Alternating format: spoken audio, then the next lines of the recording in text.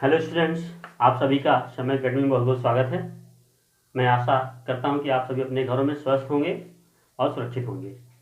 चलिए अब हम बात करते हैं कि क्लास 9 का जो मैथ्स का हमने पहला लेक्चर लिया हुआ था, उस लेक्चर के बाद आगे कंटिन्यू करते हैं। वहाँ पे हम लोगों ने अपरिमेय संख्याओं के बारे में बात कर लिया था और आज हम बात करेंगे कि किस प्रकार से कुछ अपरिमेय संख्याओं को हम संख्या रेखा पर निरूपित करेंगे। तो आइए देखते हैं। एनसीईआरटी का पेज नंबर 8 है।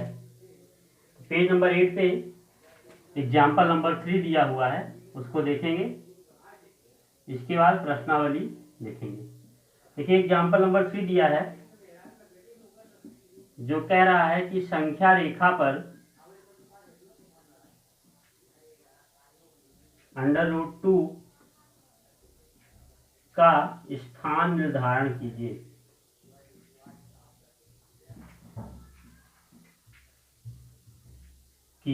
स्थान निर्धारण का मतलब वही है कि इसको संख्या रेखा पर निरूपित करना है। तो चलिए देख लेते हैं करेंगे क्या।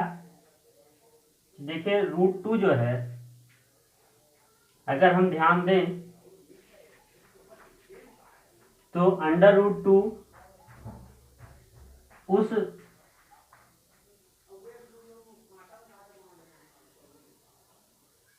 समकोण त्रिभुज का कर्ण है जिसकी भुजाएं 1 और 1 हैं। तब ये क्या होगा? √2 होगा। क्यों? क्योंकि 1² + 1² √2, 1 + 1। तो कुछ इसी बातों को ध्यान में रख करके संख्या रेखा पर इसको निरूपित करेंगे। यहाँ पे ले लेते हैं कि 0 है, इधर -1, इधर -2 और यहाँ पे 1 है। ठीक है, तो सबसे पहले ये जो 1 की पोजीशन है यहीं पर परपेंडिकुलर ड्रा करेंगे, यानी कि प्रकार द्वारा या चांदे से, प्रोट्रैक्टर से आप यहाँ पर 90 डिग्री का एंगल बनाते हुए क्या करेंगे? 1 मीटर, अरे 1 जितनी डिस्टेंस ये लेंगे। देखिए संख्या रेखा पर जो हम लोग पॉइंट्स लेते हैं, 0 लिया, फिर 1 लिया, फिर 2, इधर हो जाएगा 2 कहीं पे होगा, फिर 3 होगा। ठीक है, तो ये सारे बिंदुओं के बीच की दूरी हम लोग कुछ भी ले सकते हैं, पर जो दूरी ले वो क्या होनी चाहिए? सभी के बीच समान होनी चाहिए। अगर हमने इसको 1 यूनिट माना तो इसको भी 1 यूनिट मानना पड़ेगा, उतनी ही। तो ये दूरी, ये दूरी, ये दूरी, ये सब दूरियां क्या है? समान। अब यहां से ये लेने के बाद अगर इसको आप ऐसे मिलाते हैं तो एक तरह से ये समकोण त्रिभुज काम करेगा, और समकोण त्रिभुज में ये कर्ण का काम करेगा क्योंकि √2 होगा। अब उसके बाद करना क्या है? आपको प्रकार लेना है और प्रकार का नोब यहाँ पे रखना है, और यहाँ से इसको डैश डैश करते करते यहाँ से संख्या रेखा पर ऐसे ऐसे, क्योंकि ये ऐसे आर्क लगाएंगे, ये संख्या रेखा पर यहाँ पर कट करेगा, और यही स्थान जो है संख्या रेखा पर किसको प्रदर्शित करेगा? √2 को प्रदर्शित करेगा। ठीक है, इसी तरह से अब अगर हमें √3 को प्रदर्शित करना है,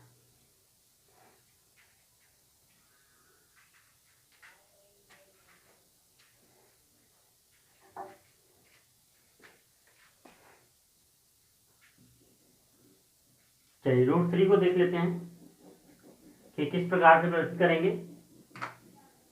एग्जाम्पल नंबर 4 कह रहा है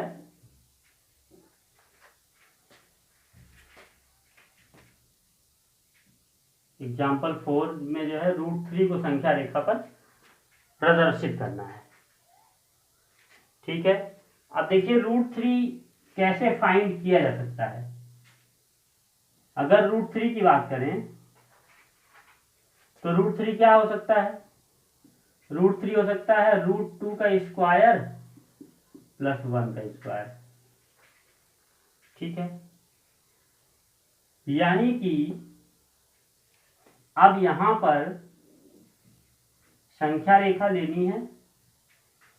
ये 0 हो गया, ये 1 हो गया, ये -1 और ये +1 +2 +3, इन सब में बराबर दूरी लेनी है। अब यहाँ पे जो हम लोगों ने बनाया था ये भी 1, तो उस प्रकार से ये √2 आपको मिल गया था।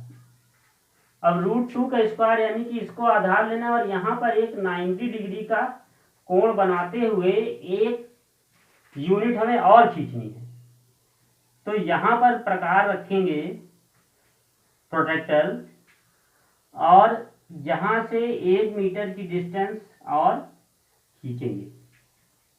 अगर इसको हम A ले लें, इसको B ले लें, तो ये पॉइंट C हो जाएगा।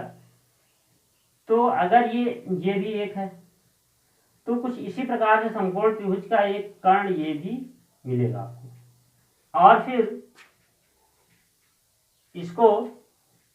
फिर यहां से आर्क लगाएंगे, यहां से आर्क लगाएंगे और ऐसे खींच देंगे।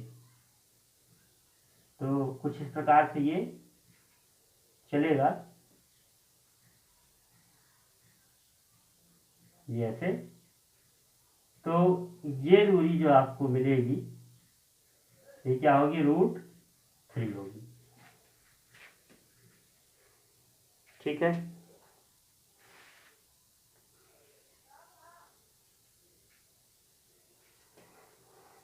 तो यहां पर देखिए कहा जा रहा है इसी प्रकार n-1 का स्थान निर्धारण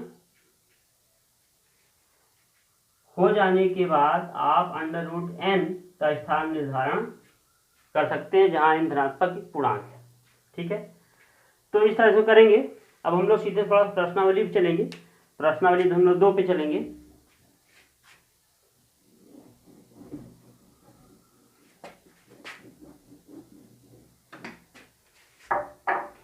इसमें देखिए बात कर रहा है कि नीचे दिए गए कथन सत्य हैं या असत्य, कारण है अपने उत्तर दीजिए। पहला है स्टेटमेंट कि प्रत्येक अपरिमेय संख्या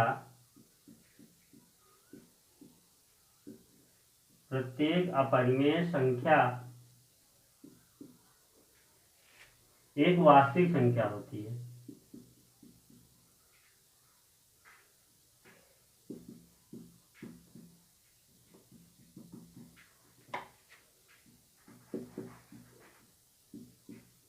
बिल्कुल भाई, वास्तविक संख्या क्या होती है? वास्तविक संख्या वही होती है जिनका स्थान निर्धारण संख्या रेखा पर किया जा सके। तो अपरिमेय संख्याओं का संख्या रेखा पर निर्धारण किया जा सकता है, प्रत्येक अपरिमेय संख्याओं का, इसलिए यह कथन क्या है? सत्य है। दूसरा, प्रत्येक, यहां पर देखिए कह रहा है संख्या रेखा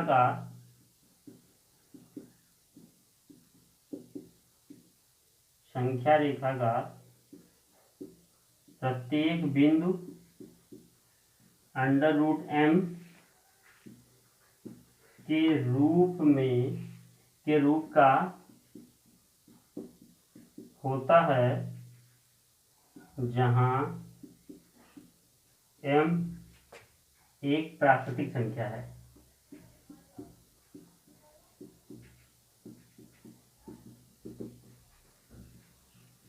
ठीक है, जहां m प्राकृतिक संख्या। तो यहां पर ये स्टेटमेंट क्या होगा? क्योंकि क्वेश्चन कह रहा है कि संख्या रेखा का प्रत्येक बिंदु √m के रूप का होता है जहां m एक प्राकृतिक संख्या है। तो यहां पर क्या होगा, ये स्टेटमेंट असत्य हो जाएगा, क्योंकि ऋणात्मक संख्याओं के लिए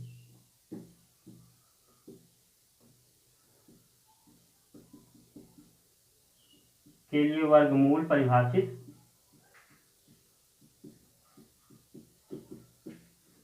नहीं है। ठीक है, अब इसके बाद इसमें जो नेक्स्ट स्टेटमेंट दिया हुआ है,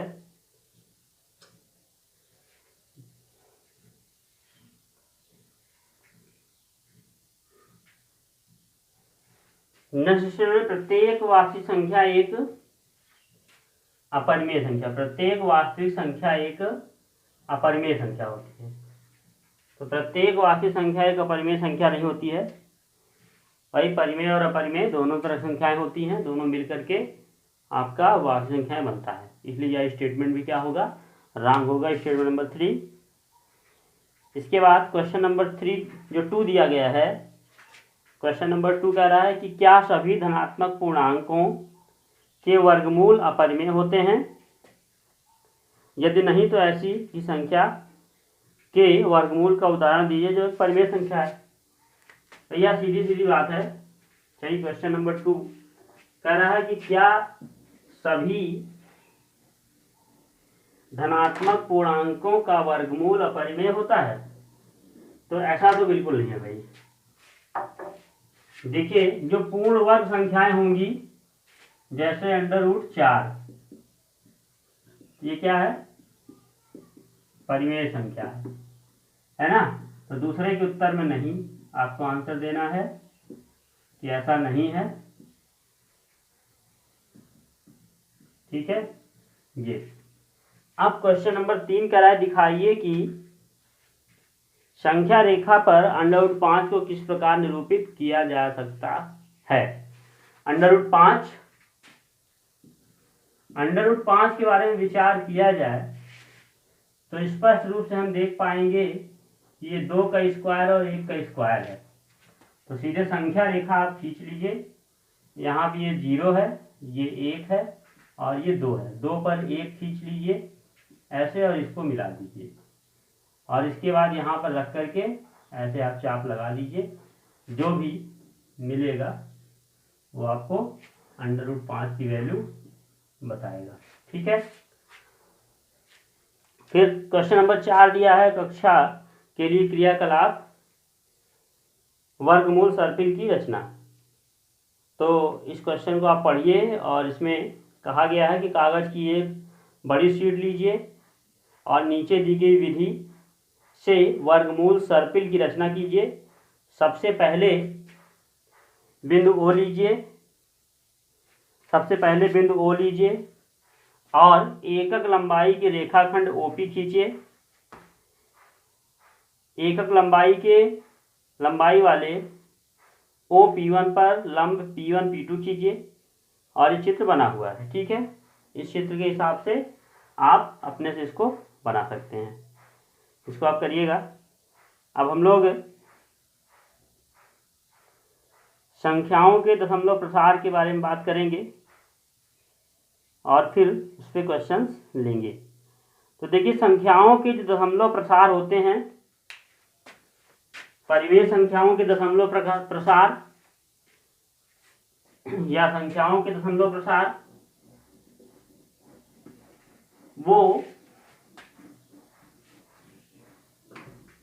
2 या 3 तरीके के आप मान सकते हैं। जैसे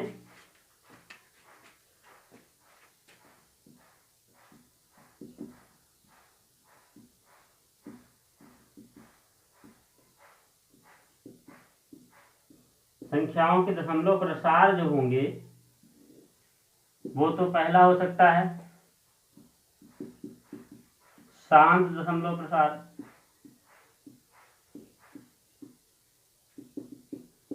जैसे 2/5 है, इसका क्या हो जाएगा 0.4। 1/10 है, इसका क्या हो जाएगा दशमलव प्रसार 1/10, 0.1 शांत दशमलव प्रसार है। दूसरा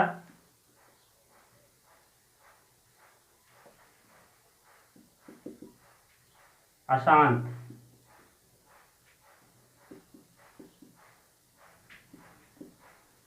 अशांत में भी दो तरीके के हैं, एक है अशांत आवर्ती और दूसरा है अशांत अनावर्ती। ठीक, अशांत आवर्ती में क्या है, जैसे 1/3 का है तो 0.33333, इसको भाग देंगे ऐसे आएगा। ये अशांत तो है पर ये क्या है, आवर्ती है। परंतु अशांत अनावर्ती क्या है, जैसे एक वैल्यू आपको बताते हैं, एग्जाम्पल के रूप में आप ले सकते हैं।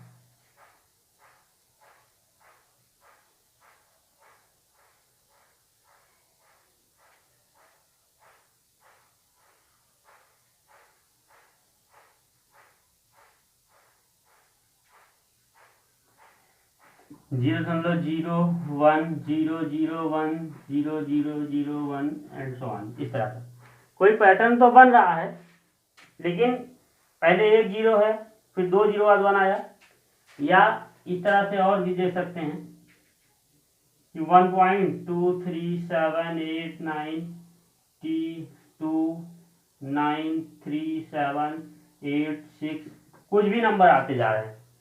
तो ये अशांत भी है और अनावर्ती है। तो जिसमें से ये पहले दो जो टाइप मिलेंगे आपको, यानी शांत और अशांत आवर्ती, ये दोनों टाइप ये परिमेय संख्याओं को व्यक्त करेंगे, और जो अशांत अनावर्ती है वो अपरिमेय संख्याओं को व्यक्त करेगा। ठीक है, तो चलिए एक चीज और जान लीजिए कि जितना पार्ट उसका रिपीट होगा, जैसे यहाँ पे बार बार 3 रिपीट हो रहा है तो इसको 0.3 का बार लिख सकते हैं, जो संख्या रिपीट हो रही है। जैसे थोड़ा सा और समझ लेते हैं, तो ये 1/7 में है। 1/7 दशमलव जो प्रसार है वो 0.142857, फिर 142,857, फिर 124, फिर 142857, इस तरह से आ रहा है। यानी कि 142,857, 142,857, 142,857, 142,857 यही रिपीट हो रहा है। तो इसको 0.142,857 की बार लिख सकते हैं। यानी कि ये संख्या उतनी बार रिपीट, इतना जाने के बाद फिर से वही संख्याएं आने लगती हैं उसी क्रम में। तो इस प्रकार से ये आपका जो है, ये भी आपका अशांत आवर्ती का ही एक उदाहरण है। ठीक है, चलिए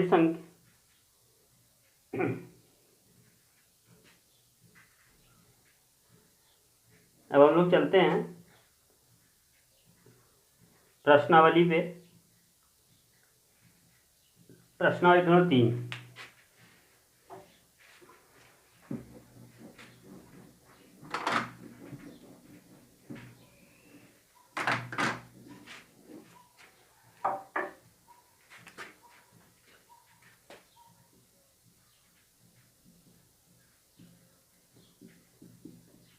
देखिए हम लोग 3 में पहला क्वेश्चन जो कह रहा है वो कह रहा है कि निम्नलिखित भिन्नों को दशमलव रूप में बदलिए और बताइए कि प्रत्येक का दशमलव प्रसार किस प्रकार का है।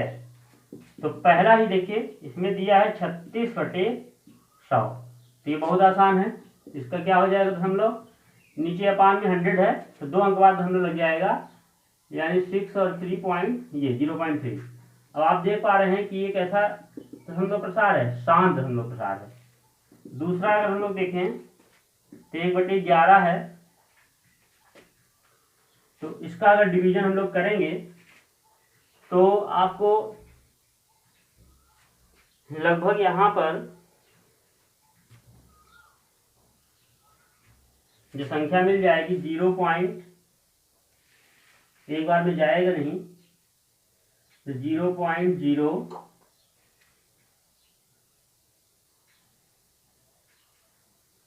0.0909090 इस तरह की संख्याएं मिलती जाएंगी।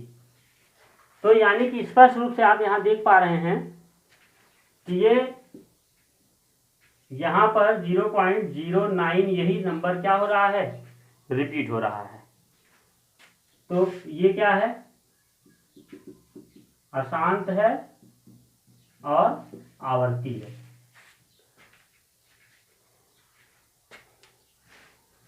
फिर तीसरा जो क्वेश्चन आपको दिया हुआ है यहां पर, वो दिया है 4 होल 1/8, या इसको लिख सकते हैं 33/8। तो ये क्या हो जाएगा, अगर इसको डिवाइड करें तो जो आपको नंबर ये देगा 4 पॉइंट समथिंग, ये नंबर आपको देगा।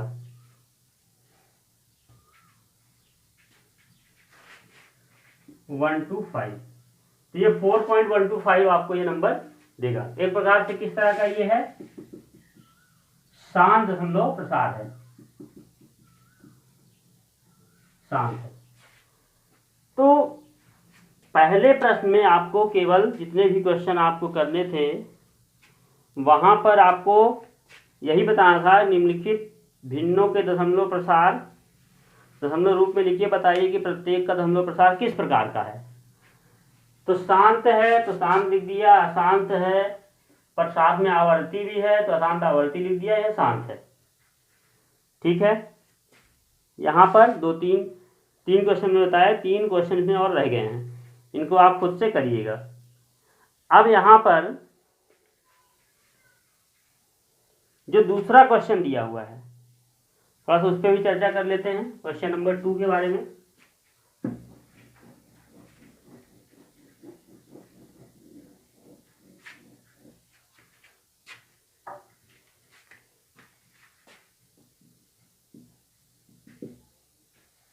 देखिए यहां पे दिया हुआ है कि 1/7 इक्वल्स टू 0.142857 बार। कह रहा है कि वास्तव में लंबा भाग किए बिना क्या आप यह बता सकते हैं कि 2/7, 3/7, 4/7, 5/7 और 6/7 के दशमलव प्रसार क्या हैं, के दशमलव प्रसार बताने हैं। देखिए तो इसको लिख सकते हैं, इसमें 2/7 को आप लिख सकते हैं 2 गुणे 1/7, और 1/7 का मान आपको यहाँ दिया हुआ है 0.1428557, और फिर 2 का गुणा अगर कर देते हैं तो ये हो जाएगा 4, 10 11, 8 दूनी 16, तो 6, 2 दूनी 4 1 5, 4 दूनी 8 और 2 एकम 2। तो इसका जो दशमलव प्रसार आ जाएगा वो ये आ जाएगा। ठीक है, इसी तरह से अगर आप 3/7 का मान निकालना चाहते हैं तो 3 गुणे 1/7, यानी कि 3 गुणे 0.1428557, इसका मल्टीप्लाई कर दीजिए तो हो जाएगा 3 से 21, 3 बजे 15 और 2 17, 3 बजे 24 और 1 25, 3 दूनी 6, 3 दूनी 6 और 6 2 8, 3 चौक 12 का 2, 3 एकम 3 और 1 4, तो ये आ जाएगा। तो इस तरीके से आप सभी का मान निकाल सकते हैं। 4/7 में 4 से गुणा कर देंगे, इसमें ये पूरे मान आप निकाल सकते हैं।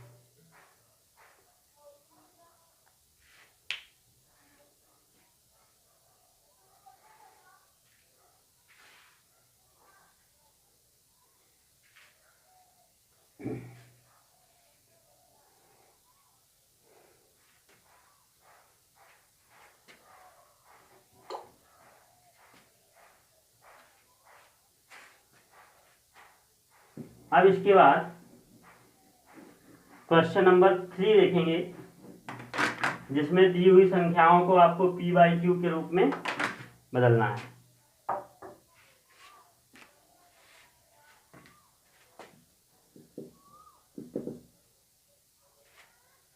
निम्नलिखित को p बटे क्यू के रूप में व्यक्त कीजिए। अपने उत्तर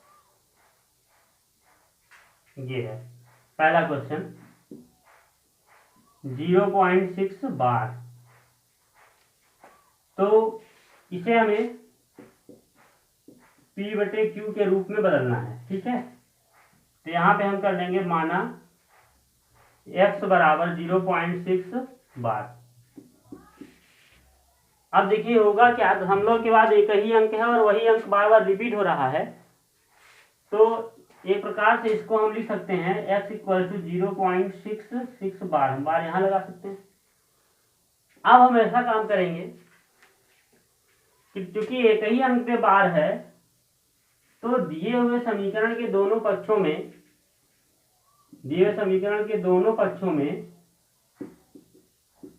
क्या करेंगे, 10 से गुणा कर देंगे। समीकरण 2 गुणे 10, ठीक है, ये 10x हो जाएगा और इसमें भी 10 से गुणा करेंगे 0.6 बार, तो ये 10x और इसमें गुणा होगा तो 6.6 बार हो जाएगा। या इसको लिख सकते हैं 10x 6 धन 0.6 बार। अब ध्यान से अगर आप देखें तो ये पूरा का पूरा क्या है, समीकरण 1 से इसका मान क्या है, x है। तो समीकरण 1 से 10x बराबर 6 धन x हो जाएगा, और इसको इधर भेज दे रहे हैं। 10x ऋण x बराबर 6, इसलिए x बराबर 9x बराबर 6, या फिर x इक्वल टू आप 6/9 कर सकते हैं, या इसको और सिंप्लीफाई कर लिए तो x इक्वल टू 2/3 कह सकते हैं। यही इसकी वैल्यू है। ठीक है, इस तरीके से इसको करेंगे।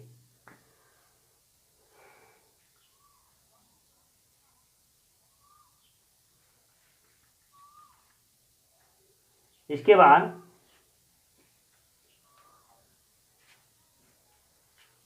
क्वेश्चन नंबर 2, तो थोड़ा सा समझ लेते हैं फिर से इसमें करना क्या होता है। दशमलव के बाद प्रयुक्त अंकों को हम यहाँ पे देखेंगे कि कितने अंक रिपीट हो रहे हैं और कितने अंक बाद यहाँ पे बार वगैरह लगा हुआ है, कितने अंकों पे लगा हुआ है। 1 अंक पे है तो 10 से गुणा करेंगे, 2 अंक पे है तो 100 से गुणा करेंगे, 3 अंकों पे है तो 1000 से गुणा करेंगे। कुछ इसी प्रकार से करके गुणा करने के बाद सबसे जो महत्वपूर्ण बात है वो यहाँ है। यहाँ पर हमें प्राप्त हुई संख्या को ऐसे तोड़ना है कि जिसको हमने यक्ष मान रखा है, या जो हमें संख्या शुरू में दी हुई थी वो हमें प्लस के रूप में अलग से मिले और शेष यहाँ पर उपलब्ध रहे। तो यानी कि इनको जोड़ने से ये मिले, और साथ में इसमें इनको ऐसे तोड़ना है कि इसमें आपको ये चीज यहाँ पर मिले, तो इसके स्थान पे यक्ष रख करके फिर उस क्वेश्चन को हम लोग सॉल्व कर लेते हैं। तो और ज्यादा समझने के लिए यहाँ पे हम क्वेश्चन नंबर 3 का दूसरा क्वेश्चन है उसको भी देखते हैं।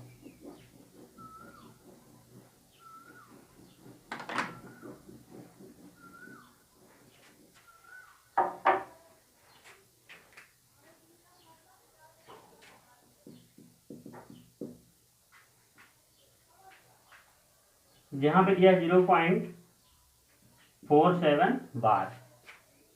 ठीक है, ये है, हाँ ये क्वेश्चन दिया हुआ है। तो माना x बराबर 0.47 बार, गणित ले लेते हैं, या इसको x इक्वल्स टू 0.4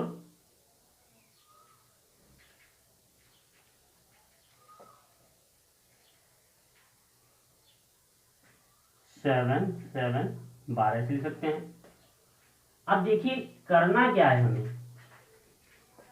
यहाँ से किसी भी हालत में हमें यहाँ से 0.47 यहाँ से अलग करना है।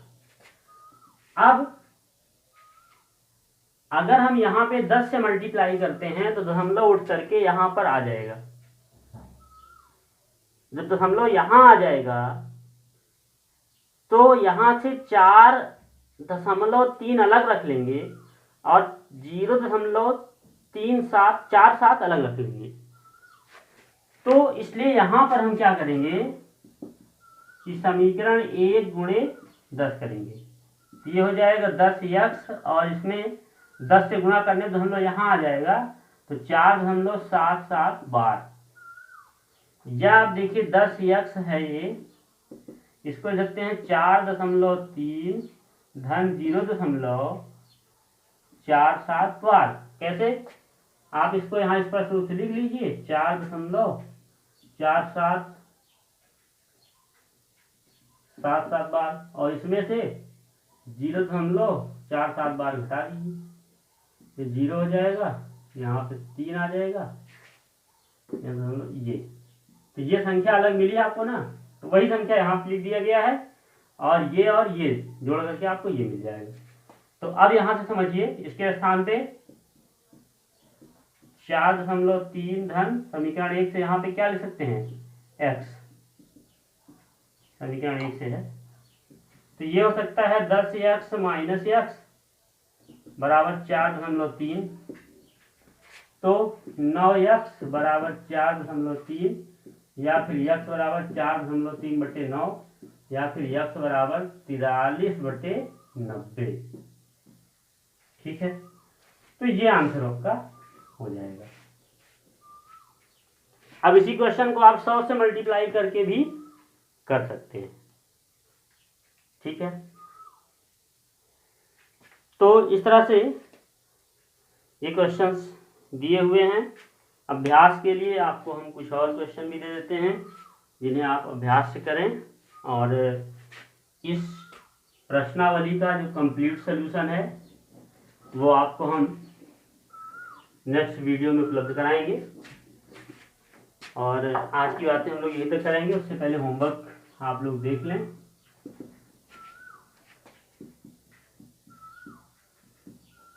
निम्नलिखित संख्याओं को